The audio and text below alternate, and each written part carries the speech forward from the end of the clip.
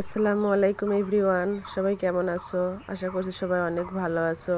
যে যেখান থেকে আমার ভিডিও দেখা শুরু করেছে সবাইকে জানাই অনেক অনেক ভালোবাসা ও শ্রদ্ধা। নতুন দিনে নতুন সকাল, আরও একটি ভিডিও নিয়ে তোমাদের সামনে হাজির হয়েছি। আশা করছি তোমাদের ভালো লাগবে। তো এটা হচ্ছে আগের দিনের ক্লিপ। তো গম রোদে দিয়েছিলাম। এটা হচ্ছে আমার শ্বশুরের জমির গম। তো এই গমের রুটি খেতে হবে, তার জন্য গমগুলো রোদে দিয়ে দেবো। এর ভিতরে যে ছোট ছোট আলকুশিগুলো আছে এগুলো রোদে দিয়ে মচমচে করতে হবে, তারপরে মিলে দিয়ে এটা ভাঙাতে হবে। ভাঙালে এর ভিতরে যে হচ্ছে মাটি মাটি হাবি জাবি যা কিছু আছে সব কিছু ছোট ছোট হয়ে ভেঙে যাবে। তারপরে কুলা দিয়ে ঝেড়ে তারপরে রুটির জন্য পিষতে দিতে হবে। রুটি খাওয়া এত সহজ না, অনেক কষ্ট করে তারপরে হচ্ছে রুটি তৈরি করতে হয়। তারপরে সোজা চলে আসলাম কলপাড়ে। এটা হচ্ছে পরের দিনের ভিডিও। তো ছেলের আব্বুর কিছু জামা কাপড় জমা পড়েছিল, গেঞ্জি প্যান্ট, মেয়ের জামা কাপড় হাবিজাবি কয়েকটা জিনিস জমা পড়েছিল। তো সেইগুলো ভাবছি কেচে দিই। এতটা পরিমাণ রোদ, কলপাড়ে মনে হচ্ছে যেন বেশি রৌদ্র এসেছে। তো কলপাড়ে বসে কাপড় চোপড় কাচার মতন কোনো পরিস্থিতি নেই, একদম রৌদ্র ধর মুখে লাগছে। তো বের করে এনেছি, আর এগুলো অনেকটা ময়লা হয়েছে। তো ভাবছি আজ কেচেই নিই যতটা রোদই হোক। তো রোজা মুখে একটু কষ্টই হয়ে যায় রোদ্রে বসে কাজ করতে। তো চলো কাপড় চোপড়গুলো কেচে নিই।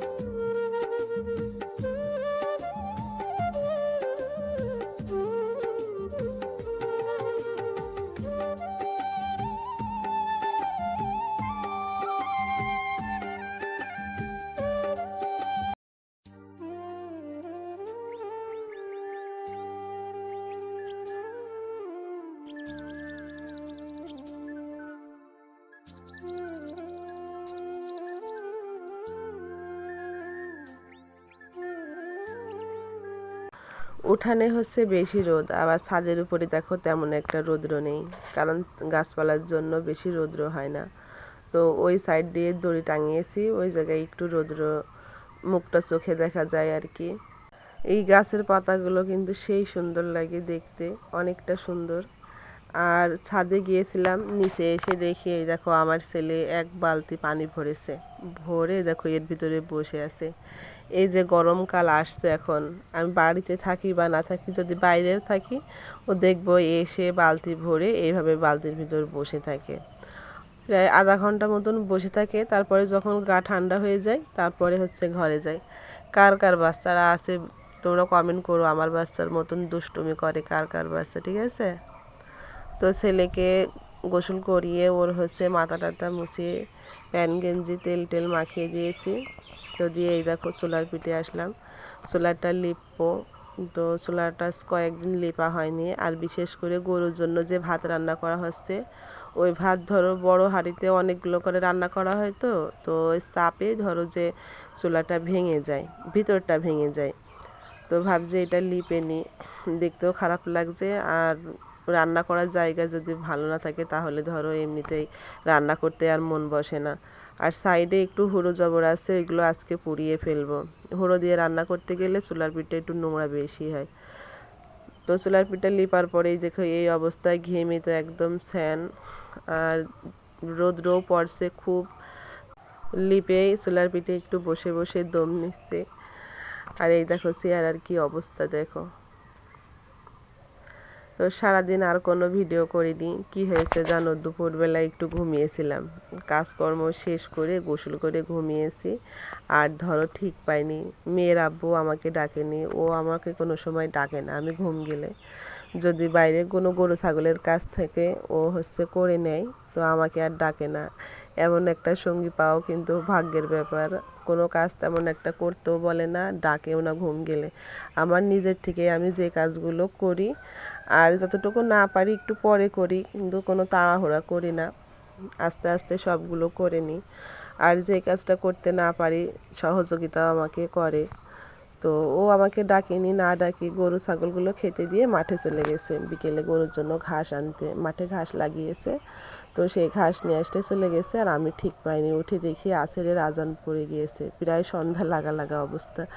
তখন কি করব, শুধু একটু ভাত রান্না করেছি আর মসুরের ডাল রান্না করেছিলাম। তাছাড়া ধরো আর কোনো কিছু করতে পারিনি। আর ইফতারির জন্য ফ্রিজে যা ছিল, তরমুজ, কলা, হাবিজাবি এগুলো ছিল, ওইগুলো দিয়ে ধরো যে ইফতার করেছে। তো আমি বাড়িতে আসলে বলছি, তুমি আমাকে ডাকোনি, আজকে ইফতারি তো করতে পারতাম না, সন্ধ্যা লেগে গিয়েছিল। এতটা ক্লান্ত মনে হচ্ছিল, ধরো শুতে শুতেই ঘুম এসেছে। তো অনেকটা আমাকে সহযোগিতা করে।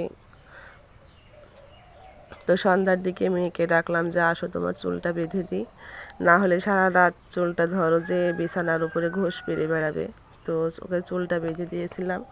আর দুপুরে যেই জামা কাপড়গুলো কেচে দিয়েছিলাম সেইগুলো এখন ভাঁজ করে নেব। ভাঁজ করে রেখে দিলে ওরা ধরো যে যেটা লাগবে সেটা বের করে নিতে পারবে। তা না হলে যদি আলনার উপরে রেখে দিই, একটা টানতে গিয়ে আর একটা ফেলবে। ওই সারাদিন ধরো যে ওই কাজ, যে কোনো একটা নিবে তো একটা, আর ফেলবে আরও 5টা, তখন আবার নিজেকে ওটা গোছাতে হয়। আর ভাঁজ করে আলাদা আলাদা করে রেখে দিলে ধরো ওরা ওদের মতন তুলে তুলে নিতে পারে। সব সময় তো আর নিজে হাতে করে দেওয়া হয় না। তো সব ভাঁজ করে রেখে দিয়েছি। আর দেখো খেতে বসে পড়েছি। আজ কয়েকটা দিন জানো না, এত পরিমাণ ডাল দিয়ে ভাত খেতে ইচ্ছা করছিল, তো ভাবলাম আজকে শুধু ডালই রান্না করব। ডাল একটু ঘোটা ঘোটা করে রেখেছিলাম, তেমন একটা ঝোল করিনি। আর ভাবলাম যে সেওরিতে ডিম ভাজি করব, এতেই হয়ে যাবে। তো এই দেখো ডাল দিয়ে 3জন এখন খেয়ে নেব। আমার ছেলে মেয়ে আবার ডাল খেতে অনেক পছন্দ করে। তো ডালটা আসলে অনেকটা সুন্দর হয়েছিল খেতে। তো টমেটো দেবো এর ভিতরে মনে নেই, যেহেতু তাড়াতাড়ি করে রান্না করেছি, ইফতারির সময় হয়ে আসছে, তো টমেটো দিতে আর মনে নেই। তো খেতে অনেকটা স্বাদই হয়েছিল। আমার ছেলে মেয়ে আমি 3জন ধরো পেট ভরে ভাত খেয়েছিলাম। ছেলে টিভিতে কার্টুন দেখছে আর খাচ্ছে, মাঝে মাঝে আবার আমিও একটু টিভির দিকে তাকাচ্ছি। আমারও না কার্টুন দেখতে অনেকটাই ভালো লাগে। তো চলো খাবারটা খেয়ে নিই। এই দেখো আমরা 3জন ছেলে মেয়ে খাওয়া শেষ করেছি। মেয়ের আব্বু সন্ধ্যার মাগরিবের পরে খাবার খেয়ে তারপর ঈশার নামাজের জন্য গিয়েছে। তো আমরা সবাই খাওয়া দাওয়া শেষ করেছি, করে এই দেখো বিছানার উপরে বসে আছি। বিছানাটা ঝেড়ে ঘরটা ঝাড়ু দিয়ে নিলাম, নিয়ে দেখো এখন ঘুমাবো। শোবার আগে না বিছানা ঝাড়ু দেওয়া আর ঘর ঝাড়ু দেওয়া, এই দুইটা কাজ যদি না করি না আমার ঘুমই আসে না। তো এই দুইটা কাজ করে নিয়েছি। তো এখন একটু শোবো, তারপরে ঘুমাবো। তো আজকের ভিডিওটি এই পর্যন্তই। সবাই ভালো থাকবেন, সুস্থ থাকবেন। খোদা হাফেজ সবাইকে।